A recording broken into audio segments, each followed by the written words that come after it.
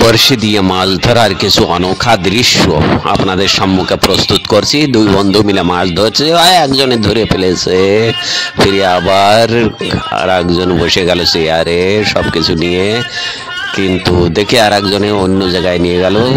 এই এই দেখে জলে নেমে গেছে, একজনে মুখ কি করে আছে, জলে নেমে কিছু মাছ ধরে এনে চলে গেল। এই পুকুরে বড়শি দিয়ে মাছ ধরছে, দেখি কি মাছ পাওয়া যায়। একটা মাছ পেয়েছে। আর একজন অনেক বড় একটা কাতলা মাছ টেনে উঠিয়ে আনলো। বড় একটা কাতলা, মনে হয় 4-5 কেজি হবে। দুর্দান্ত টাটকা মাছ। পদ্মা নদীতে টোপ দিয়ে মাছ ধরছে,